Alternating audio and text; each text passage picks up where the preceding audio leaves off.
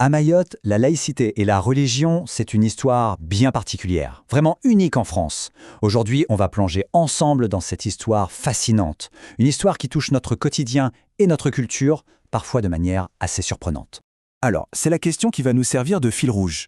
Ici, la relation entre l'État et les religions n'est pas du tout la même qu'en métropole. On va donc essayer de comprendre ensemble pourquoi et comment ce modèle si particulier s'est construit au fil du temps. Bon, pour bien saisir le modèle mahorais, il faut revenir un peu en arrière, à la source.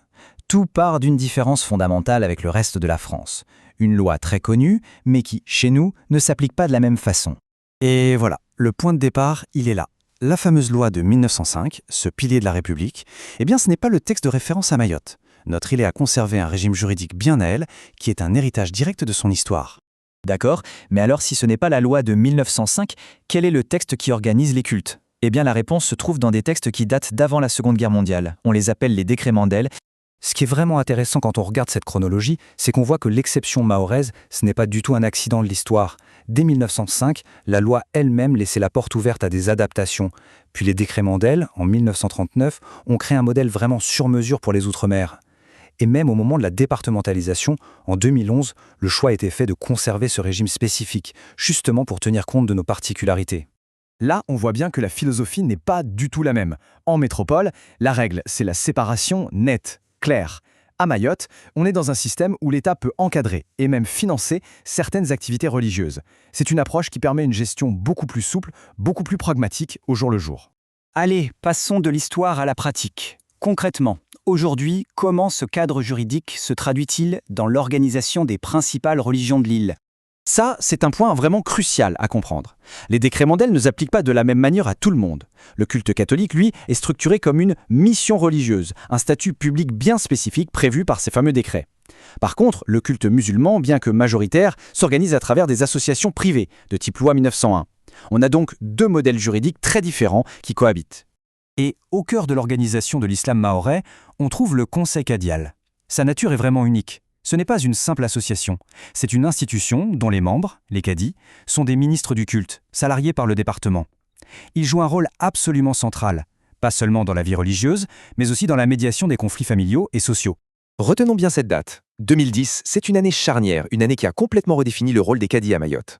Avant 2010, les cadis rendaient la justice. Une ordonnance a mis fin à cette compétence. Mais attention, leur autorité morale et sociale, elle, est restée intacte. Aujourd'hui, leur rôle s'est transformé, ils sont devenus des médiateurs essentiels, des figures de sagesse qui aident à résoudre les conflits en dehors des tribunaux. Maintenant qu'on a vu le cadre légal et l'organisation, voyons comment tout ça se manifeste dans la vie de tous les jours. Comment cette laïcité si particulière est-elle vécue par les Mahorais ? Pour comprendre, il faut garder en tête une évidence. Avec une population à 95% musulmane, l'islam imprègne forcément la vie sociale et culturelle de l'île. Et c'est cette réalité qui façonne la laïcité mahoraise au quotidien. Et cette réalité, on la voit dans des exemples très concrets. La prise en compte des grandes fêtes musulmanes dans le calendrier ou les aménagements d'horaires pendant le ramadan. Ce n'est pas vu ici comme une entorse à la laïcité, c'est plutôt une adaptation intelligente à la réalité locale.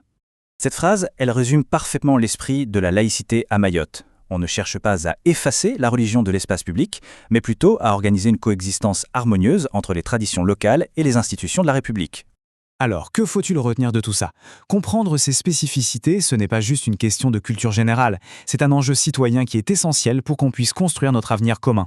Voilà donc les 5 points essentiels de notre analyse. De l'exception juridique des décrets Mandel à la pratique quotidienne d'une laïcité de tolérance, en passant par le rôle central des cadis, on voit bien que c'est tout un modèle original qui se dessine.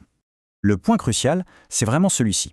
Il ne faut pas voir ce système comme une version imparfaite de la laïcité, mais bien comme l'expression de l'histoire et de l'identité de Mayotte. C'est une richesse qui fait partie de ce que nous sommes. On peut donc se poser la question, parce que connaître son propre territoire, ses lois et sa culture, c'est finalement se donner les moyens de participer sereinement au débat public et de construire ensemble une société plus juste et plus apaisée. Merci beaucoup d'avoir suivi cet éclairage.